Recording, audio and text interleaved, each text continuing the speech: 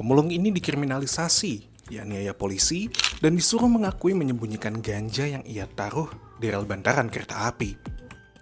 Belakangan Indonesia diramaikan dengan kasus Vina Cirebon pada tahun 2016 yang kembali viral setelah film layar lebar yang diangkat berdasarkan kasus tersebut ditayangkan.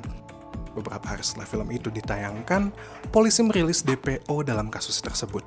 Tak lama setelah itu, Peggy Setiawan ditangkap dan diklaim sebagai tersangka pembunuhan yang terjadi kepada Vina dan Eki. Namun, belakangan kita tahu kalau kerja gercep yang dilakukan oleh pihak kepolisian hanya berujung kepada salah tangkap. Pengadilan Negeri Bandung telah mengabulkan gugatan pra-peradilan yang diajukan oleh Peggy Setiawan pada awal Juli 2024 terkait penetapan tersangka dalam kasus pembunuhan Vina dan Eki. Dengan keputusan ini, status tersangka Peggy Setiawan resmi dicabut. Namun ternyata, dalam dunia peradilan Indonesia, hal seperti ini bukanlah hal baru. Salah satu yang terparah terjadi pada tahun 2010 lalu, ketika beberapa oknum polisi mengkriminalisasi seorang pemulung yang bernama Khairul Saleh. Di tengah carut-marutnya peradilan di Indonesia yang sering menjadi sorotan media, muncul sebuah putusan yang memberikan rasa keadilan bagi rakyat kecil. Pada tanggal 3 Mei 2010, Majelis Hakim Pengadilan Negeri Jakarta Pusat memutuskan untuk membebaskan Khairul Saleh, seorang pemulung yang dituduh memiliki 1,6 gram ganja. Pria berusia 38 tahun ini telah melalui perjalanan panjang setelah dipaksa mengakui kepemilikan ganja tersebut oleh beberapa oknum polisi. Khairul ditangkap oleh orang tak dikenal pada 3 September 2009 dan dibawa ke Polsek Kemayoran, Jakarta Pusat. Di sela-sela persidangan, Khairul tetap menegaskan bahwa dia tidak pernah memiliki barang haram tersebut. Ia juga mengaku tidak pernah diperiksa untuk BAP dan tidak menandatangani BAP tersebut. Khairul menyatakan bahwa dirinya sudah bosan ditahan selama lebih dari 6 bulan.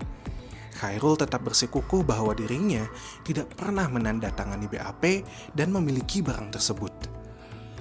Jaksa penuntut umum yang bernama Roland menuntut Khairul dengan hukuman penjara 1 tahun serta denda 3 juta rupiah dengan subsidiar 3 bulan. Ia ditangkap pada 3 September 2009 di lapaknya di pinggiran rel kereta api Jalan Benda Kemayoran dan dipaksa oleh polisi untuk mengakui kepemilikan ganja di dekat tempatnya duduk di bantaran rel kereta api. Khairul mengatakan bahwa saat ditangkap, ia membantah memiliki ganja. Tetapi penangkapnya mengatakan, ngomong di kantor kalau kamu tidak salah. Karena merasa benar, Khairul mengikuti mereka ke kantor polisi. Namun dalam perjalanan, ia sering dipukuli dan disundut dengan korek api. Anehnya, sidang pembacaan tuntutan mengalami penundaan hingga 3 kali selama 3 minggu. Penundaan sidang Khairul disebabkan oleh keraguan jaksa setelah terungkapnya dugaan rekayasa dalam berita acara pemeriksaan. Jaksa beberapa kali meminta penundaan sidang dengan alasan belum siap. Meskipun demikian, jaksa tetap yakin bahwa Khairul bersalah.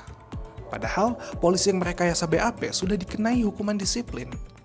Diduga kalau jaksa berpendapat bahwa masalah BAP palsu adalah permasalahan di luar tindak pidana yang dilakukan terdakwa, dan keterangan dalam persidangan tetap memiliki nilai sebagai alat bukti. Jenderal Polisi Bambang Hendarso Danuri sebagai pemimpin tertinggi Polri, mengambil tindakan untuk menindaklanjuti kasus dugaan rekayasa ini. Dia menghubungi Kapolda Metro Jaya, Irjen Wahyono saat itu, untuk memastikan adanya rekayasa tersebut. Tak lama kemudian, Kabid Humas Polda Metro Jaya, Kombes Pol Boy Rafli Amar mengakui bahwa terdapat rekayasa dalam kasus Khairul. Rekayasa ini terdapat pada alat bukti berupa keterangan saksi polisi, di mana seorang polisi yang tidak ikut menangkap dimasukkan ke dalam BAP, meskipun sebenarnya tidak terlibat dalam penangkapan.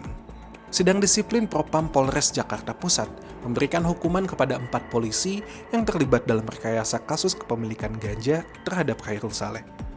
Kanit Narkoba Polsek Kemayoran, Aibtu Suyanto, menerima hukuman demosi, sementara penyidik Brigadir Rusli mengalami penundaan kenaikan pangkat selama 1 tahun. Pelaku yang lain seperti Aibtu Ahmad Rianto juga ditunda kenaikan pangkatnya selama 1 tahun dan dimutasi secara demosi. Brigadir Diki ditempatkan di tempat khusus selama 7 hari. Kini, Khairul bisa menghirup udara kebebasan dan kembali ke aktivitasnya. Setelah mendengar putusan ini, Khairul langsung bersujud syukur dan tak kuasa menahan tangis.